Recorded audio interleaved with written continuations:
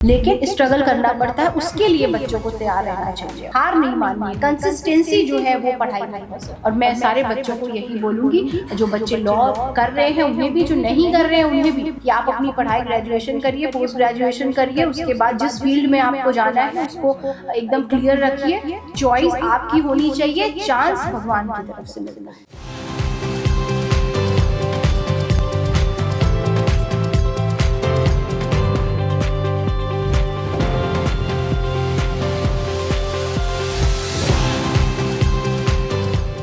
नमस्कार, मैं प्रियंका रावत।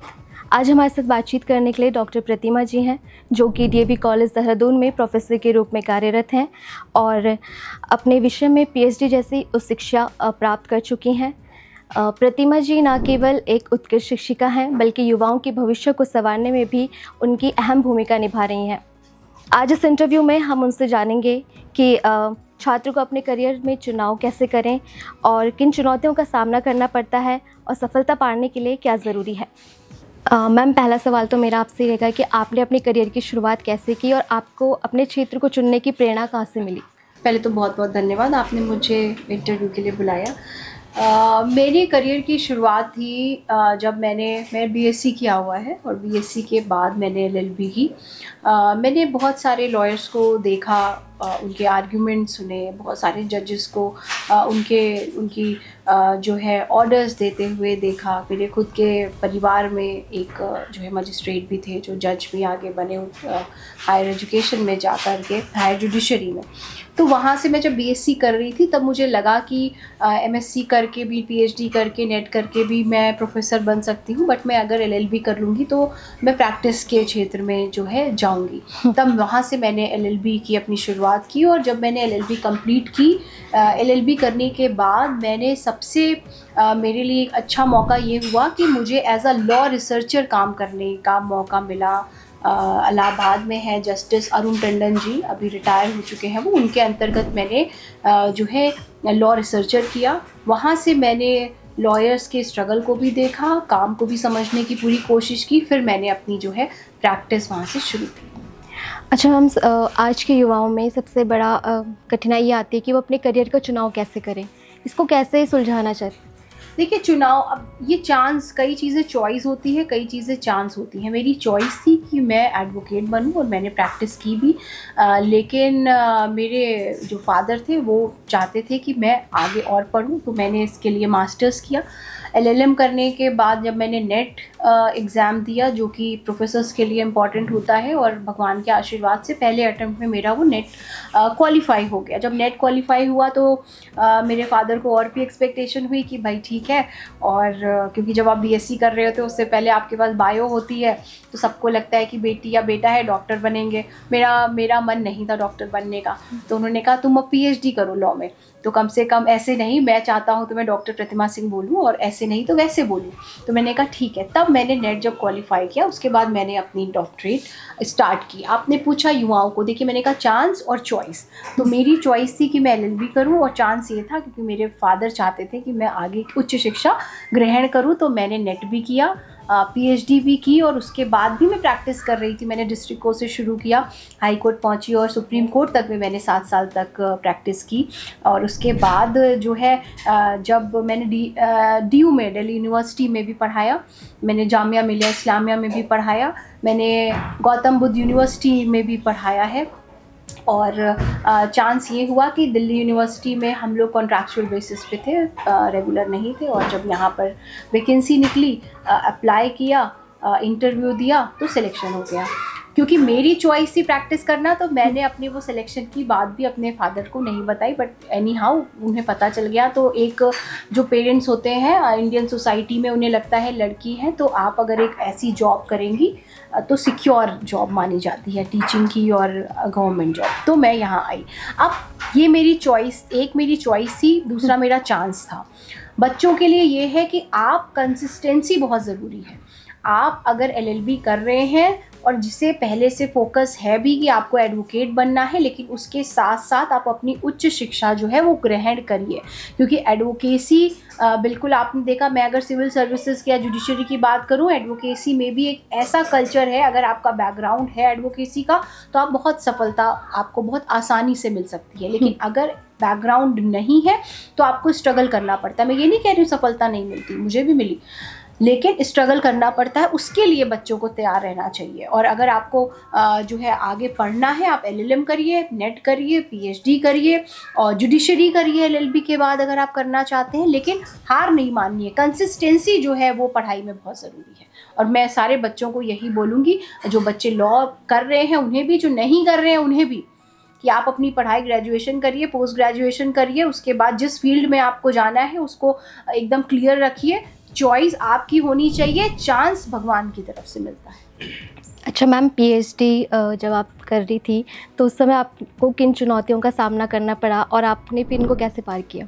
देखिए, जब आप PhD कर रहे होते बहुत जो है एक बहुत टफ होता है स्टार्टिंग में आपको, क्योंकि एक ऐसा वो होता है जहाँ पे आप, ये नहीं है कि आप क्लास गए और आपकी टीचर ने आपको पढ़ाया फिर उसके बाद आपने एग्ज़ाम दे दिया, आपको वो खुद करना पड़ता है। पहले के कोर्स वर्क करने के बाद एग्ज़ाम भी आपको देना पड़ता है, वो भी पास करना पड़ता है, रिसर्च आपको अपनी खुद करनी पड़ती है। तो इसलिए बहुत सारे चैलेंजेस होते हैं आपके पास, क्योंकि आपको लोगों से मिलना पड़ता है, उनके इंटरव्यूज़ करने पड़ते हैं, उनसे बात करनी पड़ती है, बहुत सारी चीज़ें होती हैं। लेकिन उसमें भी एक ही फंडा, सिर्फ एक ही जो अप्लाई करना चाहिए वो व्यक्ति को। मैंने भी कई बार PhD जो लोग करते हैं, आप अगर कभी किसी से बात करिएगा वो हार मान जाते हैं। मेरे साथ जो लोग इनरोल थे, आज उनको जो है 10-10 साल हो चुके हैं इनरोल किए हुए, और मेरी PhD भी कंप्लीट हो गई, सब हो गया, मैं आज पढ़ा भी रही हूँ, लेकिन उनकी PhD भी कंप्लीट नहीं हुई। क्यों? क्योंकि आप जब रेगुलर पढ़ाई में होते हैं, आप कॉलेज जा रहे हैं, तो आपको पता है मुझे एग्ज़ाम देना है, लेकिन PhD एक ऐसी शिक्षा है जहाँ पर आपको खुद से करनी पड़ती हैं चीज़ें। तो एक टाइम स्लॉट अपना डिसाइड करना चाहिए। मैंने अपना एक टाइम स्लॉट डिसाइड किया हुआ था कि मेरी PhD 3 साल के अंदर में मुझे कंप्लीट करनी है। 3 साल एक टाइम होता है, लोग उसके बाद एक्सटेंड कराते हैं, लेकिन मेरा मन था मैं एक्सटेंड नहीं कराऊंगी। और कुछ मेरी गाइड पर भी निर्भर करता है। मेरी गाइड बहुत अच्छी थी, उन्होंने हमेशा मुझे पुश किया, इंक्लूडिंग उस वक्त जब मेरी तबीयत भी ठीक नहीं थी, तब भी उन्होंने मुझे पुश किया कि नहीं तुम करो, आगे करो। उनकी वजह से मेरी प्री PhD सबमिट हुई, और प्री PhD सबमिशन के बाद आपके पास 3 महीने का समय होता है जिसमें आपको अपनी PhD सबमिट करनी होती है। उस ड्यूरेशन में आपको बहुत मेहनत करनी होती है। मैंने वो चुनौतियाँ पार की हैं। मैं कोई बहुत महान नहीं हूँ, तो मुझे लगता है कि हर व्यक्ति, हर दूसरा बच्चा जो है वो इन चुनौतियों को पार कर सकता है, लेकिन हार नहीं माननी। आज भी मेरे साथ है, मैं नाम नहीं लूँगी, उन्होंने 10 ईयर्स ऑलमोस्ट हो गए हैं, बट अभी तक उनकी PhD कंप्लीट नहीं हुई है। तो ऐसे भी लोग हैं। ऐसे लोगों के एग्जाम्पल्स मैं इसलिए सिर्फ दे रही हूँ जिससे कि बच्चा जो आप देख रहा है उसे ये पता चले कि मुझे एक टाइम लिमिट जो है अपने लिए रखनी है। मेरा ध्येय था, मैंने जब नेट दिया तो मुझे मेरे कुलीग से कई प्रैक्टिस जो करते थे उनमें से कुछ बहुत अच्छे थे मेरे फ्रेंड, उन्होंने मुझे कहा कि देखो प्रतिमा, अगर एक बार में हो गया तो हो जाता है, नहीं तो फिर सेकंड चांस, थर्ड चांस आप लेते रहते हो, वो होता नहीं है। ये मैंने मन में रखा। जब मैं पढ़ाई करती थी नेट के लिए, तो मेरे मन में यही होता था कि मुझे फर्स्ट टाइम में करना है, और वो फर्स्ट टाइम में भगवान के आशीर्वाद से हुआ। यही मैं सबको बोलना चाहती हूँ, टाइम फ्रेम आपको रखना है, टाइम बहुत ज़रूरी है। अच्छा मैम, आपके अनुसार आज के छात्रों के लिए सिर्फ डिग्री ही पर्याप्त है या फिर और कौन कौन सी स्किल उन्हें विकसित करनी चाहिए? देखिए, बिल्कुल मैंने देखा, क्योंकि मैं यहाँ पढ़ाती हूँ बच्चों में, एक जो मेरे पास बहुत सारे बच्चे काउंसलिंग के लिए भी आते हैं कि मुझे ये करना है, मुझे आगे क्या करना है, आप मुझे बताइए। मैं अपनी क्लास में भी बच्चों को बहुत सारे ऑप्शंस देती हूँ। आपको सबसे पहली बात है, ये जो आदत बच्चों ने डाली हुई है, यहाँ की मैं बेसिकली बात करूँ कि आप, हर टीचर से बच्चे कहते हैं कि मैम प्लीज़ आप थोड़ा हिंदी में भी पढ़ाया करिए ना। तो ये आदत थोड़ी सी छोड़नी पड़ेगी, क्योंकि अगर आपको लॉ के क्षेत्र में और एडवोकेसी में आगे बढ़ना है तो आपको अपनी इंग्लिश स्किल पे बहुत काम करना पड़ेगा। AI का ज़माना आ चुका है, आपको अपनी ड्राफ्टिंग से लेकर के प्लीडिंग, कन्विंसिंग, इसमें बहुत ज़्यादा ध्यान देना पड़ेगा। आपको अपनी राइटिंग स्किल सुधारनी पड़ेगी। पढ़ने की आदत, अगर आपको एक अच्छा एडवोकेट बनना है तो पढ़ने की आदत आपको डालनी पड़ेगी। शॉर्टकट यूनिवर्सिटीज़ एग्ज़ाम में काम आते हैं।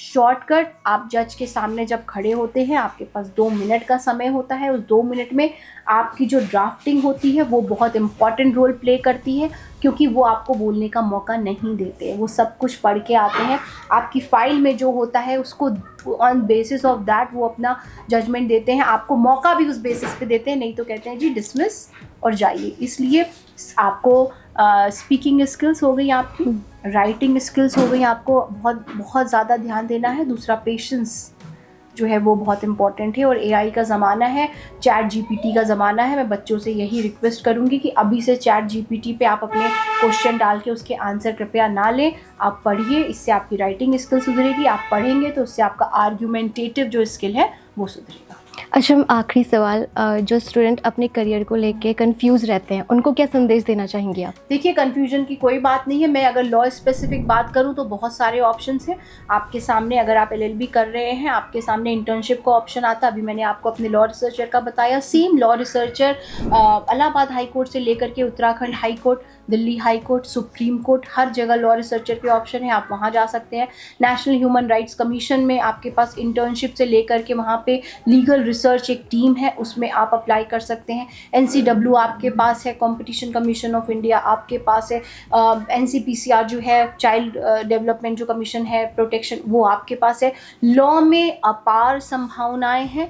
प्रैक्टिस, जुडिशरी और प्रोफेसरशिप के अलावा भी बहुत सारे ऐसे क्षेत्र हैं जो लॉ के बच्चों को मांगते हैं। आपकी जितनी नवरत्न कंपनीज़ हैं, ONGC, Indian oil, including army, अगर कोई बच्चा आर्मी में जाना चाहता है तो आर्मी में भी लॉ की एंट्री होती है, जैग एंट्री।